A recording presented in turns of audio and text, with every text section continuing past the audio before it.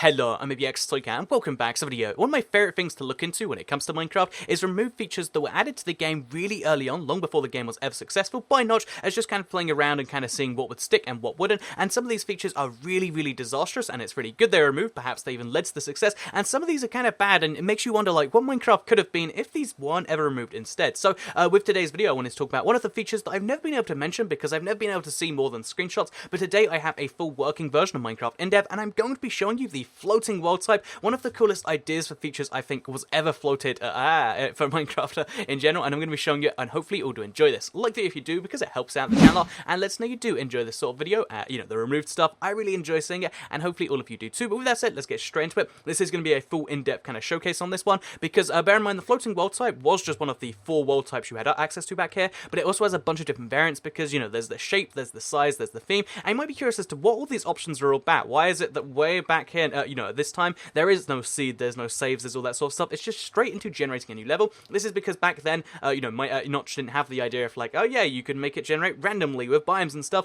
He figured that, each player could kind of make their own experience as they went along, so he gave you full customization as to what you wanted when you started the world, kind of like you have with customized worlds today. So you could pick your type, which again, there's a few types right here, and most of these are kind of dull, similar to biomes we have today, with the obvious exception being, floating, which was just massively out there. But yeah, then the other options allowed to kind of pick how you wanted your world to be, because there was size limitations, and you might think, oh yeah, tiny, huge, small. I'm obviously going to pick huge, but it's kind of funny to me just how, how these sizes develop, because you see a lot of how the console came about just from these options alone, and then also, obviously you've got the shape in there, and then finally the theme. So for now, we'll just start with the most basic stuff we can go with, like square, small, normal, let's go, and yeah, you'll kind of get a feel for the floating world type of this one, because bear in mind, oh yeah, also back then, whenever you started, you had like a little wooden house for some reason to keep yourself safe from the mobs, I guess. It was kind of a cool little thing, but yeah, basically this is the floating world type, one of the coolest removed features that was then turned into the sky dimension for a little bit, and then was later removed and turned into end. But yeah, this is one of the big features in Minecraft that always, like,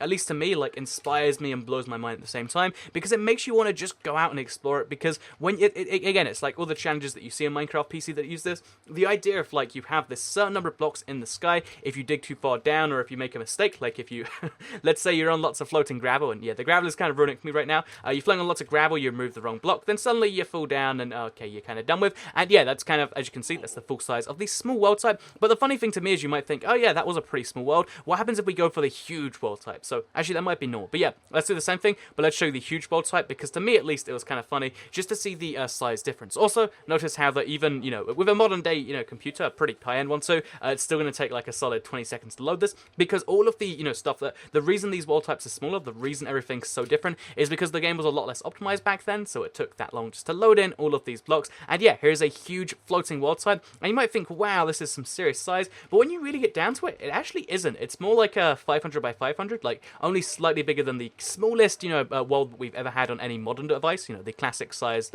Minecraft Pocket Edition worlds, and even smaller than the console worlds on the last gen consoles, because yeah, this was just a thing that was like that. So yeah, the floating world type was basically one of the most confusing ideas ever added, because it was just like a fun little idea that he started to float. Am I going to keep saying float jokes by accident? But yeah, it was a fun little thing. It was just kind of floating internally, and then he eventually decided to turn it into something else, and then that something else just turned into the end that we know today. Except the end isn't nearly like this at all, is it? It's kind of one of those features where, even though you can kind of follow it along and say, oh, well, it just turned into this, which turned into that, which turned into the end isn't really a true suitable replacement for this. And although, there is some game code in there that a lot of modders have used to make various mods, there's no true way to access any dimension in the sky, and this is a real shame to me, because even though in its, in this version, obviously they can't get the floating world site, because, you don't generate your own worlds anymore, but in the sky dimension form, this was, such a cool idea, because Notch had said in one interview that he wanted to make it so that when you go to sleep, you have a random chance of going up here like a dream dimension, because again, the idea for the end came as like an antithesis for the I'm not pronouncing that word right, but it came as that for the Nether, because the Nether's obviously where you go down below ground. It's kind of like hell. This was kind of meant to be like heaven, this dream world above the clouds, because as you can see, there are all the clouds down there, and yeah, I think for me at least personally, it kind of inspires that. But the craziest thing to me is not just the floating world type in itself; it's also all the other things that come along with this. So I'm probably going to end up knocking my, let's just go down down right now. So yeah, as you can see, this is the biggest world type it has to offer. But what's really interesting to me is the fact that you can also have, so I've only been playing around with the size so far, but we can also play around with the theme, and we can set it to hell, and we can also set it to, you know, let's set it to deep as well, and huge. There we go. Let's just set this up, so it'll take some time. But you the fact that there were so many different variants, and just this one theme, just having islands float in the sky, had all of these possibilities. So for instance, again, like you just saw, that was the regular world here. Here is now the hellish deep variant, and as you can see, this seems like a crazy challenging world where you're meant to do something. And again, I don't know how you can fit like Minecraft challenges into the game itself. I love the idea of like you fall asleep and you wake up here sometimes, but I'm sure you could have like some properly planned event where this would come in. And I think, you know, personally, this is a better design for the end than the one we have right now. Like, you know, floating is a cool idea for like, oh yeah, have something above the clouds. But if you can't do that, then this, you know, personally at least, is a better use of it if you're going to make it hostile. Because look around this place. So, by the way, the hell theme, as you can see, it makes the clouds red. It makes lava spawn a lot more. This was kind of like the never before the never, if you will. But you can see how this like entire thing, there's something threatening about the you know, the vision of being able to see you know, the hellish stuff from all this distance. And if you added some gas, you added some this and that to the place, you can imagine how you can you know, turn any real variant of you know, this. Because again, bear in mind, there's so many things we can do with this. So if we just jump off again, because there's no proper way to get down, sadly, as much as I'd like to. So we'll generate a new level, and which make it tiny so we can do this again. But like all these different possibilities. So we'll go of like, oh, let's take a long world, let's make it small, and let's make it paradise themed. So you've got to imagine all these different possibilities, just create so many different worlds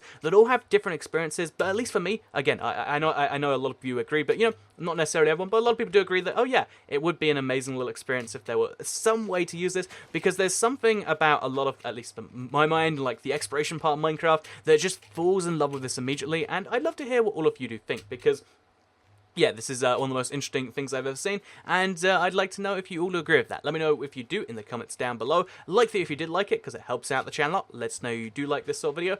Share it if you really liked it, and subscribe if you're new around here, because I make videos like this one every single day on my channel, and if subscribed, you'll see them dead on your homepage. And for those of you that think like current sized okay, never mind. Yeah, I hope you enjoyed it, because I'll see you all next time. Goodbye.